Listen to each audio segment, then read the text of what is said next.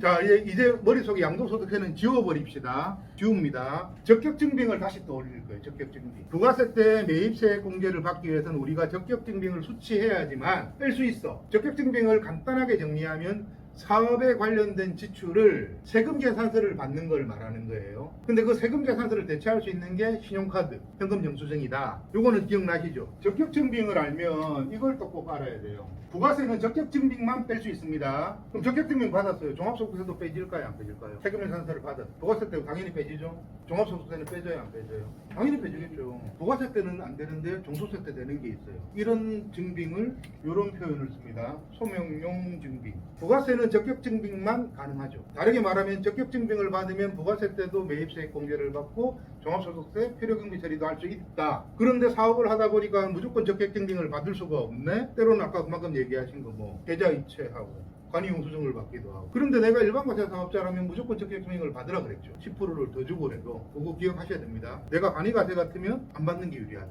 근데 여기서 이제 궁금한 게 난 관이과세 사업자라서 텍스코디 강의를 듣고 무조건 자료 없이 싸게 그럼 부가세는 어차피 0이니까 저번에 계산해드렸죠. 문제가 없는데 요즘 문제가 생겼네. 종소세 경비 어떻게 빼? 그냥 무조건 현금 주고 싸게만 샀는데 텍스코디 그 새끼 말 듣고 부가세는 0은 당연히 나와서 기분 좋은데 종소세 폭탄 맞게 생겼네? 요런 의문이 들어야 되는 거예요. 그런데 모든 문제는 답이 텍스코드 얘기 듣고 자료 없이 싸게 샀어. 근데 여기서 말하는 자료 없이 싸게란 거는 적격증빙을 말하는 거죠. 적격증빙. 그러면 우리가 이제 이거를 확실하게 이해를 하면 자료 없이 싸게 사도 종소세 경비 처리를 할 수 있다. 그러니까 요거만 이제 이해를 하자고요. 소명증빙이 뭐냐. 얘를 이렇게 선을 치고 조금 쉽게 풀어드리면 지금 우리 종합소득세 얘기하는 거죠. 이제 부가세 얘기하는 거 아니죠. 종합소득세도 마찬가지로 경비 처리를 하기 위해서 가장 중요한 거 사업과 연관성이에요. 사업과 연관성이 무조건 있어야지 그게 부가세든 종소세든 처리할 수 있습니다. 그러면 소명용 증빙도 마찬가지로 사업과 연관성이 무조건 있어야 되는 거예요. 무조건.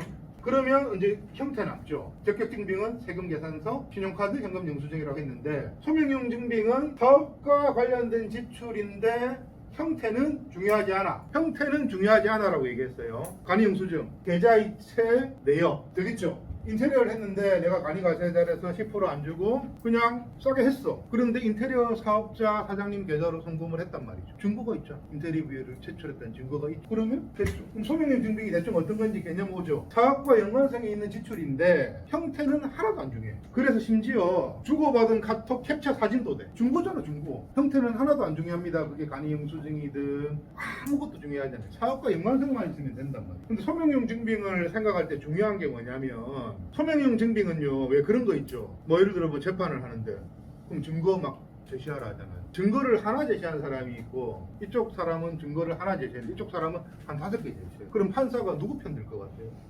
당연히 뭉치면 뭉칠수록 강해져요. 소명용 증빙. 증거 하나로는 좀 애매하잖아. 근데 이 소명용 증빙할 때 계좌이체 내역이 더군다나 악용될 소지가 많아요. 이 마음 먹고 사기치려면 얼마든지 사기쳐. 이 사장님하고 짜고 계속 계좌이체만 했다고 현금 주고 내가 악용될 소지가 너무 많은 거야. 계좌이체 내역은. 그래서 계좌이체 내역 하나만 있으면 안 돼. 그럼 예를 이런 거죠. 인테리어 같은데 텍스코디 말 듣고 나는 간이 사업자로 이제 했어요. 부가세 때문에. 근데 인테리어도 자료 없이 싸게 했어.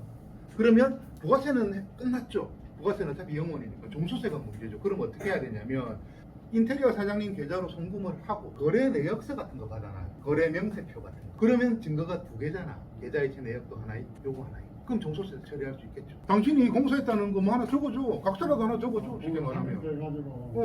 그것도 형태가 중요하지 않겠냐. 뭐 그걸 받든지 뭘 받아놔요. 소명증빙은 뭉치면 뭉칠수록 강해진다 그래. 뭐라도 받아놔요. 단순하게 이 체내역 하나만 있으면 안 된다. 하나 더 예를 들면요.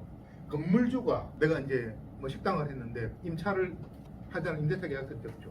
근데 이 건물주가 간이과세 사업자거나 심지어 사업자 등록이 안 돼 있는 경우도 많다고요. 그러면 이 사람이 일반과세 사업자면은 세금계산서를 받아서 부가세 때도 공제하고 종소세 빼면 될 건데 건물주가 간이과세잖아요. 그럼 건물주가 세금계산서 못 끌어주잖아요. 이 건물주는 꼭 끌어주고 싶어도 못 끌어줘. 왜? 법이 그러니까. 맞죠? 그럼 부가세는 포기해야 되겠죠. 세금계산서 못 받으니까. 그러면 억울하잖아. 부가세는 어차피 종소세라도 경비 처리해야 될 거잖아요. 맞죠? 또 똑같은 행동을 해야 되겠죠. 이 건물주 명의로 돈을 보내야 돼. 건물주 명의로 매달 정해진 날에. 맞죠? 이 증빙만 있으면 안 된다 그랬죠. 계좌이체네요. 임대차 계약서 있잖아. 임대차 계약서 보면 그 건물주 이름도 나와 있고 매달 무슨 날 얼마 있는데 다 나와 있고 그러면 증거가 두 개죠.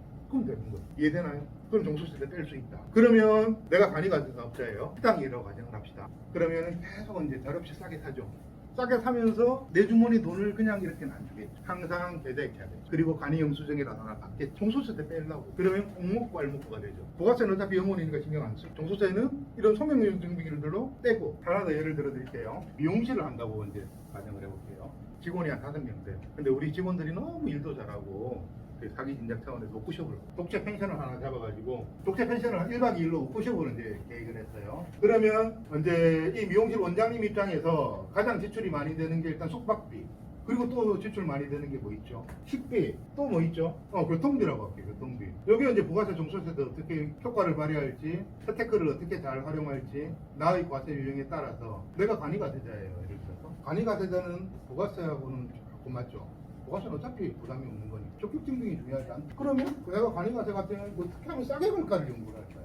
뭐 받는 게 중요한 게 아니잖아요. 어떻게 하면 싸게 갈지를 연구하겠죠. 근데 내가 일반과세자야. 그러면 그렇게 생각하면 안 되죠. 이 사람이 세금 계산서를 끊어줄 수 있는지를 고민해야 돼. 그러면 A라는 펜션에 사업자 유형을 확인해야 되죠. 일반과세 사업자인지 간이과세 사업자인지. 식당에 밥을 먹으러 가도 이 B식당이 일반과세 사업자인지 간이과세인지 확인해야 될 거잖아요. 그래야지 내 신용카드를 써도 부가세 때 뺄 수 있고 종수 때 뺄 수 있죠. 그런데 이제 교통비 같은 경우는 부가세 공제가 되는 차량, 예를 들어 카니발 같으면 빼지는데, 예를 들어 내 차가 제네시스야, 안 돼. 종소세 때는 되겠죠. 이해되나요? 내 과세 유형이 어떤가에 따라 가지고 애초에 고민이 틀려요. 고민의 출발이 그냥 싸게 할지 아니면 상대 사업자가 일반 과세인지 확인할지. 그러면 식당 예약할 때도 식당 예를 들어 3개가 있으면 그 중에 가고 싶은 데가 일반 과세 사업자인지 아닌지 먼저 확인하고, 그럼 전화 걸어서 예약할 때 당신 일반 과세 사업자예요 하기 그렇잖아요. 물어보기 그래도 물어봐야지. 간이과세 사업자입니다 하면 안 가야지. 옆집 가야지. 안 그래도 같은 돈 주고 빼야죠. 그게 세태코잖아. 그런데 국세청에서는요, 합리적인 의심을 할 때 이렇게 여러 개 돈을 쓰고 부가 필요경세를 했어, 이런 돈을. 근데 국세청이 전화가 와서 뭐라고 하냐면요, 그럴 일도 없겠지만 당신 이거 가족 여행 간 거 아니야?